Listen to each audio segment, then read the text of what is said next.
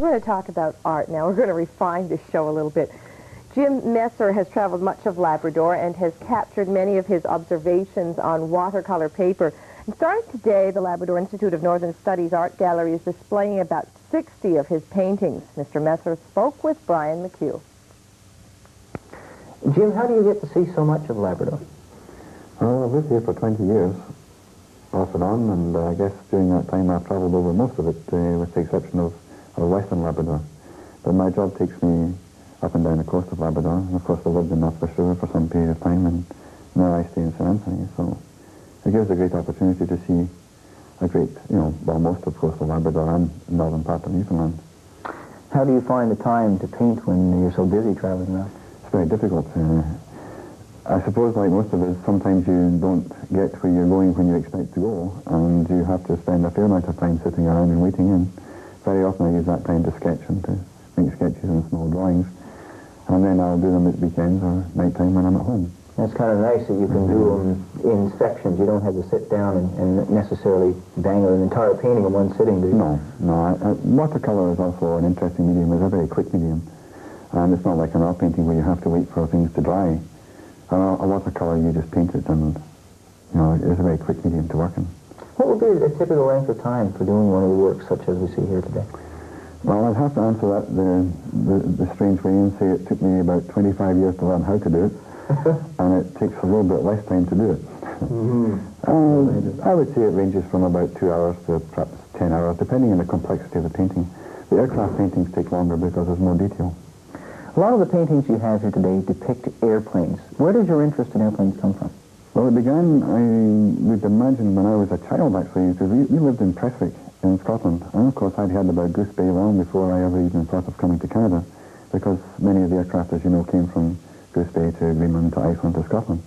And living fairly close to the airport when I was a small boy, I can remember going out there on a Sunday afternoon and watching all different kinds of aircraft coming through. And I suppose they just fascinated me. I like the whole idea of flight just fascinated me, and I like drawing aircraft. I like the shape of them. And they're an ideal thing for painting for a watercolor artist as well, because you can paint a very precise object in a very fluid and sort of dynamic and liquid background, which is basically what an aircraft is. In some of the paintings you've done of aircraft, there's a perspective of you looking out the window, looking at the wingtip, for example. How would you go about getting this on a prop plane that's kind of shaky there? Is that a hard thing to do? No, a lot of that's done from photographs, but I do sketch cloudscapes from the aircraft also to make very, very quick sketches, perhaps no more than 5 or 6 lines. And on these sketches I'll note the colours. I put down the predominant colours, for example, which sometimes, unless you've seen that, you would think were really not very accurate. But in fact, once you've seen some of the colours, you know that they do exist. And they're different, And the cloudscapes, and looking down through the cloudscapes to the landforms below, is very interesting as well. So obviously if you just visualize yourself a bit further out of the plane, perhaps maybe 200 feet out of it, and you can have the aircraft with these backdrops, it's quite easily done. But again, it depends what you want to portray. These are some of the more recent paintings I've done. I'm trying to get more action into them. Now, some of those shots of the aircraft, for example, looking out over the wing, there's some beautiful scenery in the background. I guess just the power of the landscape here must really appeal to you, the wildness of Labrador. I think it's just the most overwhelming impression is one of space. And this is, when you come from Britain, as I come from Scotland, we have vast areas as well which are pretty empty. But at the same time, we also have very massive areas where there's a very high concentration of population. And I think just it's the emptiness which appeals to me, the fact that there's so much room. And I guess the horizons also seem to give you a great sense of freedom. And of course the land itself is interesting too, because it's a very old land, it's very stable. As far as some of the methods that you use, I guess the beauty of painting is that you can represent things that are beyond reality. An example being an interesting painting you've done of a helicopter flying over an iceberg. Tell me how this one was done. Well, I have models of all the aircraft which you see portrayed here. Over the years I've built up quite a collection of scale model aircraft. And having flown over icebergs when we've been going back and forward in our business, I take lots of photographs of them, so that's no problem. I mean, you can use the photograph as the basis of the sketch for drawing the iceberg. As far as the model goes, what I usually do is position the helicopter where I would expect it to be if I was standing back looking at it. And some people, some people say to me, well, that's fantastic. Did you? That's my photograph. And I say, sure. I just sort of stepped outside the plane for half an hour.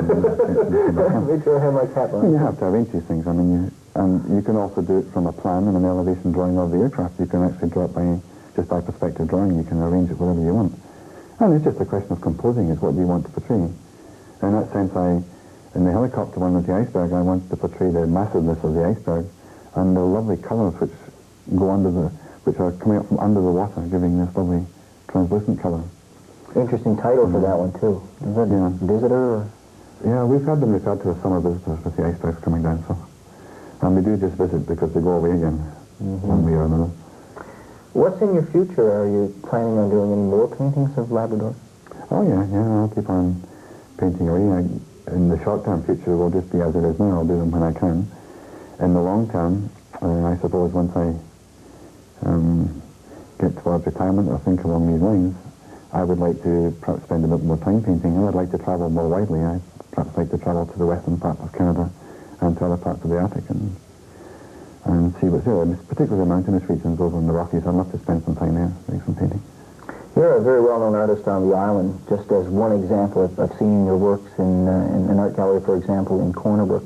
How was it arranged that a collection of your paintings would be shown here at the Labrador Institute of Northern Studies?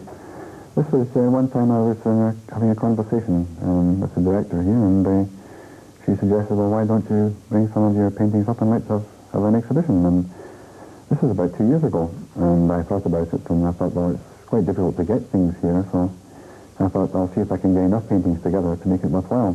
That's the problem. I don't do a great many paintings, and it's hard, when people ask you for them, not to sell them. And so what I thought was to have this number. Unfortunately, I just happened to have not been trying to supply the galleries for some time, so I had this collection, and I thought, well, now or never, this is the time to have a go. Well, Jim, I'm sure that people are certainly going to enjoy the collection of paintings you have here. I certainly have looking at them today, and best of luck to you in the future. Thank you very much, Brian. Thank you. And that's Jim Messer. Beautiful pictures there. Yeah, I was at a meeting last night where the mayor just dropped into the meeting, and he said he had just came from it. And he was describing, he said,